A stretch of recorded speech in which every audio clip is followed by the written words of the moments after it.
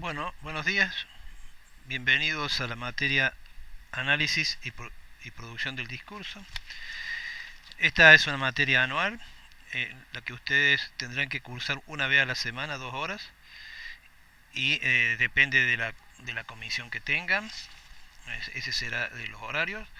En este momento el equipo de conducción de la materia está formado por 5 profesoras, o sea, yo soy el adjunto, Luis Dalla Costa, y después están las profesoras Carolina Guidetti, Tatiana Altamirano, Romina Salcedo y Susana Bamonde, cada una en diferentes comisiones. Las conocerán cuando asistan a la clase y falta todavía completar el equipo con otra profesora que en el plazo de este cuatrimestre seguramente ya será nombrada. Bueno, ese es el equipo que va a ayudarlos a transcurrir esta materia. Análisis y producción del discurso pretende, el objetivo que nosotros tenemos es que ustedes adquieran competencias para acceder al material universitario, claramente los textos, y también después a producir. En muchos casos, aquellos que hacen licenciaturas, al final de sus carreras tendrán que escribir una tesis. En algunas carreras les piden trabajos escritos, entonces también trabajamos un poco el tema de la escritura. Nosotros estamos focalizados en el género discursivo académico, o sea, los textos que circulan dentro de la universidad, y los textos científicos, que son los textos que circulan en el ámbito académico. Esto es muy importante porque se diferencian claramente de los textos del secundario o de los textos de los medios masivos. Por eso el centro de nuestro tema en esta primera clase son los géneros discursivos.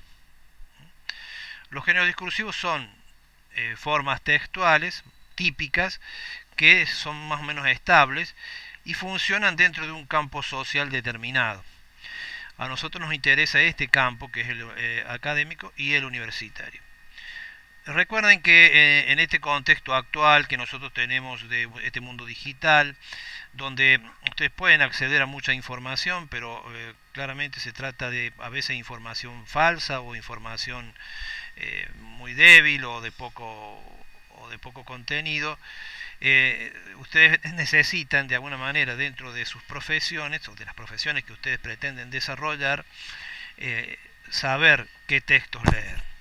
Ahora, claramente los textos en la universidad ustedes se van a encontrar con profesoras y profesores que les van a trabajar determinados temas en cada materia. Los temas en la universidad se van construyendo de acuerdo a un consenso de los especialistas en determinadas áreas. Ahora, el objetivo de ustedes es aprender una profesión, pero esa profesión universitaria tiene un respaldo científico, o sea, las prácticas, todo lo que se hace dentro de una profesión que ustedes aprenden, por ejemplo, si alguno de ustedes aprende enfermería o ingeniería en sistemas o aprende letras o cualquier otra carrera que estudie, siempre va a ser una práctica, o sea, algo que se hace, pero eso que se hace está fundamentado del lado científico. Justamente cuando un profesional no aplica la práctica soportada por el pensamiento científico, se lo acusa de mala praxis, o sea, de mala práctica. Bueno, eso es lo primero que nosotros tenemos que ver.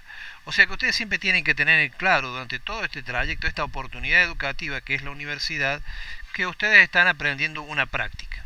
Comunicación social, letras, turismo. Y esa práctica está soportada por un conocimiento que se llama conocimiento científico y que está construido por los investigadores. Muchos de los profesores que ustedes van a tener y profesoras que van a tener en la universidad son también investigadores y a la vez forman parte de grupos de investigación que justamente tratan de estudiar las cuestiones que tienen que ver con determinados oficios, pero que son comprobables en la práctica, o sea, por la experiencia científica, ¿no? Entonces, ustedes van a tener la guía de los profesores, pero también una vez que se reciban de sus carreras, van a necesitar actualizarse. Actualizarse es uno de los problemas centrales que tenemos en estos últimos años, porque se requiere una actualización permanente. O sea, uno puede, por supuesto, uno dice, bueno, yo dedico 4, 5, 10 años de estudio para después dedicarme a una práctica y vivir de esa práctica o, bueno, o por lo menos eh, tener esa actividad. Ahora, después, eh, después de esos 4, 5, 10 años de estudios, voy a tener que seguir actualizándome, voy a tener que seguir dedicando parte de mi tiempo a estudiar. Y no voy a tener muchas veces el apoyo de los profesores porque ya no voy a estar en la universidad. Entonces ahí es donde viene la importancia de saber dónde buscar, cuál es la información importante y cómo sabemos el origen de esa información, o sea, cómo chequear el origen y si lo que está diciendo tiene que ver con lo científico o no. El pensamiento científico, académico, sobre todo el científico, tiene diferentes campos y, digamos, lo que se llama eh, ágoras o espacios virtuales o donde se trabaja, por ejemplo, congresos, publicaciones digitales, etcétera. Eso está organizado. Están los profesores que son, digamos, se han desarrollado en determinadas áreas y que son seguidos por el resto de los profesores. Entonces, eso es muy importante saber cómo funciona ese campo. Muy bien. Entonces, lo que nosotros vamos a trabajar en esta primera clase es el tema de los géneros discursivos.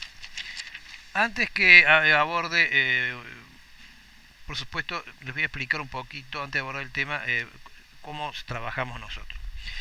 Estamos saliendo de la pandemia, este es el primer año, nosotros nos encontramos con una universidad que prácticamente hay 3 cohortes, o sea, 3 cohortes son 3 grupos de estudiantes que nunca fueron al campus.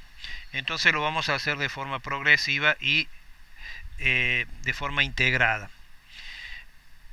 Ustedes tienen una clase por semana donde tienen que asistir al campus. Para poder promocionar la materia, o sea, aprobar sin tener que rendir un examen final, ustedes tienen que tener el 80% de la asistencia, completar el 80% de los trabajos prácticos y rendir 2 parciales y sacar en cada uno de los parciales por lo menos 7. De esa manera ustedes promocionan la materia. Si ustedes la quieren regularizar, ¿qué significa regularizar? Regularizar significa que ustedes después a final van a poder rendir un examen, que tienen 2 años para rendir ese examen, que es un examen práctico, y también van a necesitar el 80% de la asistencia, el 80% de los trabajos prácticos, y en ese caso ustedes pueden tener en los parciales notas de 4, 5 o 6. Entonces, si ustedes tienen en los parciales 4, 5 o 6, por lo menos en un parcial, entonces regularizan. Después tienen 2 años para poder rendir la materia en un examen que es escrito. En cambio, también hay otra opción que es la opción de libres. Para rendir la materia libre ya ustedes tienen que estudiar todas las clases, todos los temas, el cuadernillo que nosotros damos y 15 días antes de presentarse al examen tienen que completar un trabajo práctico que lo tienen que aprobar y luego tienen un examen que es escrito y oral, también hay algunas preguntas orales. Entonces ese es el examen libre y no tienen obligación de asistir a clase ni de completar los trabajos prácticos. Muy bien, esas son las 3 modalidades: promocionales, regulares y libres. 3 modalidades. Ahora, para este primer cuatrimestre por lo menos, vamos a habilitar la opción de la asistencia virtual. O sea, ustedes van a recibir del mail de la cátedra un cuestionario de Google que ustedes tendrán que completar. El cuestionario de Google tiene como tema el tema de la clase de ese día y ustedes tendrán hasta las 12 de la noche de ese día para completarlo. El primer cuestionario de la clase de la semana que va del 28 de marzo al 1 de abril, ese cuestionario ustedes tienen una semana para completarlo porque es el primero. Los trabajos prácticos también se contestan por cuestionario de Google, pero en ese caso van a tener unas 3 semanas para completar el trabajo práctico. Recuerden, trabajo práctico 80%, clases 80%. Por lo tanto, no vamos a considerar el presente a quien va a clase, sino a quien contesta el cuestionario. Cuando van a clase, la clase es más bien una clase de consulta, porque de esa manera vamos a evitar que haya una superpoblación en las aulas y podamos ir resolviendo los problemas de a poco. A clase pueden ir en ese horario, resuelven todos sus problemas, hacen las preguntas, van a estar los profesores para ayudarlos en todos los temas y pueden contestar el cuestionario ahí mismo en la clase o pueden hacerlo directamente de su casa. Pueden ir a clase cada 15 días, cada una vez al mes, cuando lo crean necesario. Eso por lo menos por el primer cuatrimestre. De esa manera iremos trabajando de a poco. Recuerden, cuando tengan cualquier tipo de problema, asisten a la clase y ahí preguntan. Muy bien, esa es la forma que vamos a tener de trabajar. La resumo brevemente. Ustedes tienen una clase semanal. En esa clase semanal de 2 horas, que es de acuerdo al horario que cada uno tiene, no es obligatorio asistir, pero sí ustedes pueden asistir para consultas y porque ahí se va a desarrollar un taller sobre los temas. Pero para completar la asistencia tienen que contestar un cuestionario de Google que les llega por mail. Ese cuestionario de Google es el presente. No va calificado, no lleva nota, ni se viene ni aprobado ni desaprobado, simplemente hay que completarlo. A ustedes les sirve para ver si realmente entendieron los temas, porque a la vuelta del cuestionario recibirán una calificación automática. Luego, esa es la clase. Luego tienen un trabajo práctico que ustedes deberán completar cada 3 semanas. Prácticamente nosotros en el año tenemos 5 trabajos prácticos. Entonces, ese trabajo práctico también es el contenido de Google, pero también va acompañado de unos textos que les van a llegar también por mail y que van a estar en la plataforma. Recuerden que a medida que los vayan cargando en la plataforma de UNPA Bimodal, ustedes podrán ingresar a la materia. Y, bueno, ese se aprueba o desaprueba. O sea, si el trabajo práctico se desaprobó, ustedes tienen que aprobar el 80%, o sea que tienen que aprobar por lo menos 4 trabajos prácticos. Son 5 trabajos prácticos y a fin de año se edita un 6º trabajo práctico para aquellos que desaprobaron algunos de los trabajos prácticos, entonces hacen ese 6º, ¿no? De manera de tener aprobado por lo menos 4. Y tenemos entonces las clases, los trabajos prácticos y los parciales. Los parciales son presenciales, ahí sí ustedes tienen que ir a la clase. El primer parcial va a ser a fines de junio y el segundo parcial va a ser a principios de noviembre. También hay un recuperatorio. El primer recuperatorio va a ser en el mes de agosto o septiembre, primeros días de septiembre, y el segundo recuperatorio la última clase de noviembre, cuando cierra el año. Entonces tenemos parciales y recuperatorios. Si eso lo podemos ver si alguno estuvo enfermo o tuvo problemas laborales y no pudo asistir a ese parcial, puede ir al recuperatorio. Muy bien.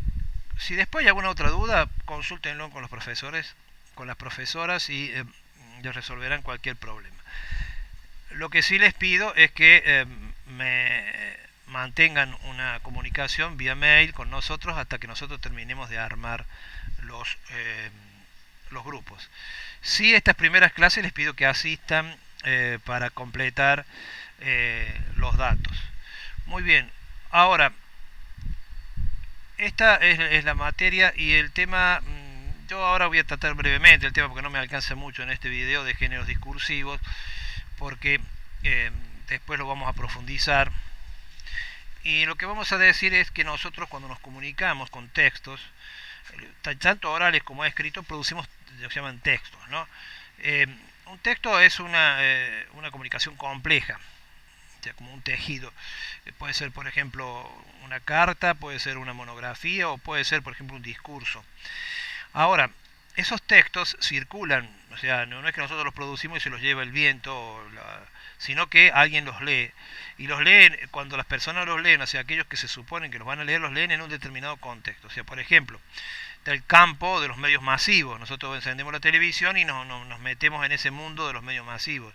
Está el campo de la escuela, que el campo de la escuela es un campo que, bueno, cuando una vez que terminamos la escuela a los 18 años, se nos acaba, o sea, salimos de ese campo, nos volvemos al campo de la escuela. El otro campo es el campo profesional, donde nosotros vamos a desarrollar nuestro trabajo. Entonces ahí va a haber especialistas, va a haber gente que es maestros y aprendices, etc. O sea, hay un campo de esa profesión. Y después vamos a tener el campo universitario, donde está la universidad y sus textos, y el campo científico, profesional, etcétera, ¿no? El campo jurídico, de los jueces, los abogados, el campo artístico, el campo literario. Son tipos de textos que circulan en determinados espacios. Tienen sentido en ese espacio y ese campo va a determinar el género discursivo y también va a determinar el tema del que se habla, va a determinar la composición, o sea, cómo se arma el texto, si es corto, si es largo, si se usa un registro vulgar o un registro estándar, si el tipo de lenguaje que se utiliza, el estilo también va a estar un poco limitado por eso. O sea, si bien el estilo de hablar o el estilo de escribir es propio de cada persona, porque eso tiene que ver con su personalidad y con su formación, su trayectoria, también de alguna manera está limitado por el género discursivo que, por ejemplo, ciertas cosas no puede hacer y otras sí, ¿no?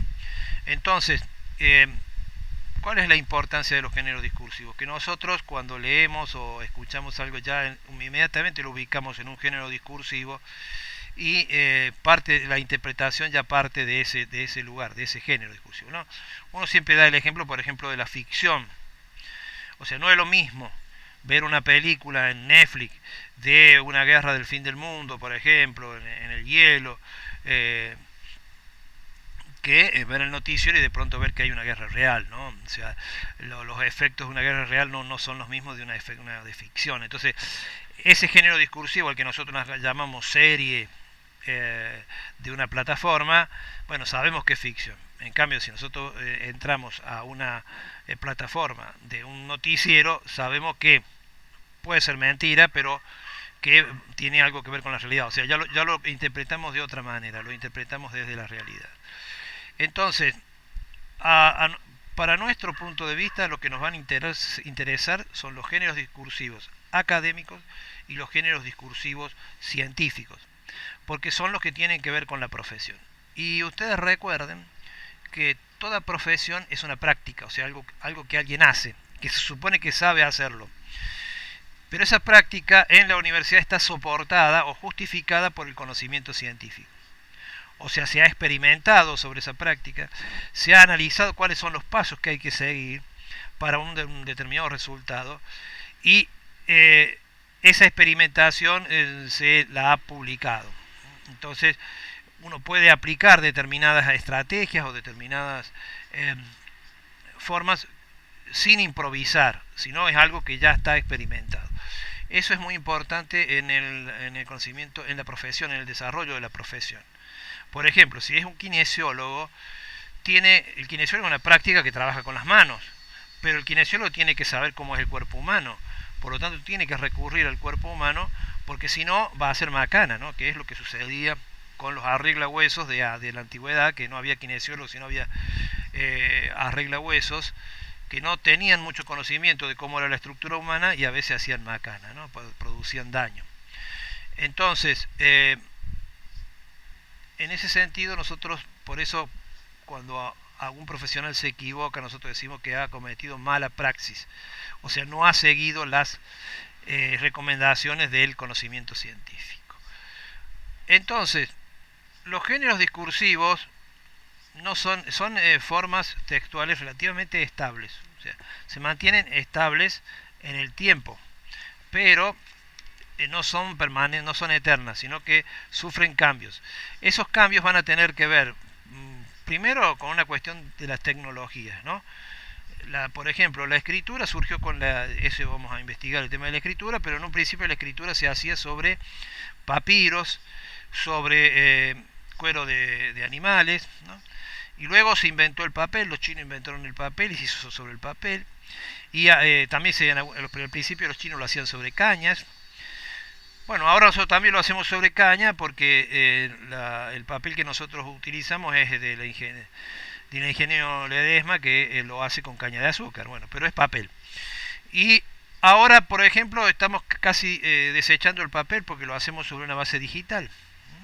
Fíjense que incluso hasta las boletas y muchas veces los documentos está todo digital, ya no utilizamos el papel. Entonces, eso es un cambio tecnológico. El cambio tecnológico también influye en el tipo de texto, en lo que se puede escribir, lo que no se puede escribir. Por ejemplo, nosotros ahora podemos usar con mucha más facilidad imágenes o iconos, ¿no?, que incorporamos en el texto. Antes era mucho más complicado porque había que dibujar, no todos eran dibujantes, ¿no? Entonces, primero, los géneros discursivos son estables, pero cambian con el tiempo, y una de las razones del cambio es la tecnología. Otra razón del cambio también son los cambios sociales y políticos. Claramente, por ejemplo, la aparición de las democracias, la aparición de la división de poderes en poder judicial, poder legislativo y poder ejecutivo, implicó muchos cambios en los géneros discursivos. Los géneros discursivos anteriores, por ejemplo, que dependían de un rey, todos tenían que dirigirse al rey, etc. Por ejemplo, las novelas estaban muy reguladas por la censura del rey, etc. Entonces, los cambios sociales también producen eh, fuertes cambios en los géneros discursivos. Lo que podemos decir sobre el género discursivo que a nosotros nos interesa, y con esto cierro esta pequeña introducción, es que claramente el género discursivo científico utiliza una forma que es el artículo científico, que ustedes lo habrán visto cuando se discutía el tema de la Sputnik, que la Sputnik se le acusaba de no haber sido publicado un artículo científico y ese tipo de cuestiones, o que era solamente un informe interno, etc. Bueno, el artículo científico es una de las formas privilegiadas de comunicar la ciencia. Los congresos también son una forma de comunicarlo. Los informes internos o informes con evaluación de externos también, a veces hay informes cerrados que no se publican. Publicar significa dar a conocer a toda la comunidad. Este tipo de discurso se ha desarrollado mucho para diferenciarlo del discurso de los medios y el discurso didáctico, sobre todo de la escuela, y en parte del de la universidad. ¿Por qué? Porque tiene que ser un discurso que nosotros podamos comprobar el origen y comprobar su calidad. O sea, porque a partir de lo que se publica en un artículo científico se desarrollan las prácticas en una determinada profesión. Entonces, por ejemplo, yo tomo el ejemplo de la vacuna porque es muy claro. Si en un artículo si se publica material diciendo, o piensen ustedes en todo el material que se publicó de esas pseudoterapias que al final se comprobaron falsas, sin la estructura rígida que tiene el artículo de ser comprobado por pares, de ser publicado por una revista científica reconocida, etcétera, y el efecto que tuvo esas terapias, que incluso mucha gente todavía las aplica, ¿no? O sea, hay gente que cree en esas terapias porque por ahí lo escuchó y se terminan enfermando más de lo que deberían, o no tienen coronavirus pero tienen otras enfermedades, ¿no? Entonces, recordemos entonces la importancia de saber cómo manejarse en ese mundo de los artículos académicos. Bienvenidos a la materia. Ustedes ahora de esta primera clase tienen un PDF de aproximadamente unas 3.000 palabras, tienen un PowerPoint que tiene 15 carteles y tienen este video y además un cuadernillo donde están todas las clases. En el cuadernillo están todos los temas. Es un cuadernillo digital que ustedes pueden imprimirlo en una fotocopiadora ahí de la universidad o en algún lugar que quieran, o pueden simplemente leerlo de manera digital. Ese es el material con el que nosotros vamos a trabajar y que ustedes deben profundizar. Recuerden que estos videos no son toda la clase, sino una introducción, y que no son suficientes para contestar los cuestionarios. Recuerden que tienen dos cuestionarios, el de las clases y el de los trabajos prácticos. Espero que más o menos les haya quedado claro. Yo entiendo que algunos temas querrán profundizarlos, los podemos ver en clase o los podemos después ir trabajando a medida que van respondiendo los cuestionarios. Cada profesora y yo como adjunto tiene una dirección de mail a la cual ustedes se podrán dirigir para hacer consultas. Y si no, a la clase presencial, que es una vez por semana. Muy bien, me da una gran alegría y nos vemos en el campus.